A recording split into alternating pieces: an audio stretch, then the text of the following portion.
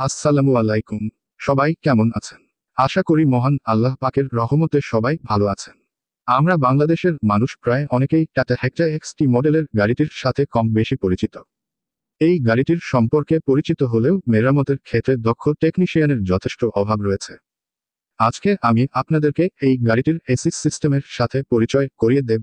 তাহলে চলুন কথা না বাড়িয়ে আমাদের ক্লাস শুরু করা যাক। টাটা হেক্সা গাড়ির শীতাতপ নিয়ন্ত্রণ ব্যবস্থায় একটি গরম বায়ু চলাচল এবং এয়ার কন্ডিশনার HVAC সিস্টেমের মূল উদ্দেশ্য শুধুমাত্র যাত্রীর কেবিন থেকে তাপ যোগ করা বা অবাঞ্ছিত তাপ অপসারণ করা নয়, বরং পুরো গাড়ি জুড়ে বাতাসকে বিশুদ্ধ করা এবং সঞ্চালন করা। HVAC সিস্টেমের ক্রিয়াকলাপ স্বয়ংক্রিয়ভাবে বা ম্যানুয়ালি ড্রাইভার দ্বারা নিয়ন্ত্রিত হতে পারে। কিছু হাই অ্যান্ড বিলাসবহুল যানবাহনে কন্ডিশনড এয়ার ডিস্ট্রিবিউশন প্রতিটি বসার অবস্থানের জন্য জোন নিয়ন্ত্রিত হতে পারে। এখানে উদ্দেশ্য হল প্রত্যেক যাত্রীর জন্য তার প্রয়োজনীয়তা অনুযায়ী তাপমাত্রাকে আরামদায়ক পরিবেশ প্রদান করা। টাটা হেক্সা গাড়ির HVAC এর সংক্ষিপ্ত নাম হল হিটিং, ভেন্টিলেশন এবং এয়ার কন্ডিশনার।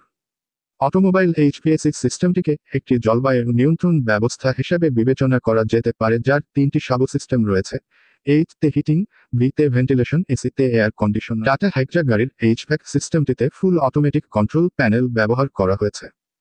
আপনারা দেখতে পাচ্ছেন চিত্রে প্রদর্শিত 1 নম্বর চিত্রই ফুল অটোমেটিক কন্ট্রোল প্যানেল। 2 নম্বরে ককপিট ফিউজ বক্স এবং রিলে। 3 নম্বরে মেইন ডিস্ট্রিবিউশন বক্স। 4 নম্বরে সোলার লোড সেন্সর। 5 নম্বর ইনকার সেন্সর। 6 নম্বর ইম্বেইন্ট টেম্পারেচার সেন্সর। 7 নম্বর লাইনার পাওয়ার মডিউল। 8 নম্বর assembly automatic front HVAC unit. 9 নম্বর থার্মোস্টার। 10 নম্বর মুড এবং টেম্পারেচার কন্ট্রোল অ্যাকচুয়েটর। 11 নম্বর air inlet actuator.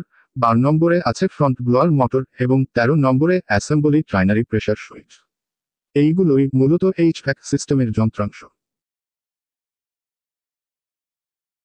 Tata Hexa গাড়ির HVAC সিস্টেমের সমস্যা হলে বা এসি সিস্টেম কাজ না করলে আমাদের কি করণীয় এবং কন্ট্রোল সিস্টেম কিভাবে পরীক্ষা করতে হবে এ সম্পর্কে বিস্তারিত জানতে টাটা হেক্সা এসি সিস্টেম পার্ট 2 ভিডিওটি দেখুন। আপনাদের সবাইকে ধন্যবাদ।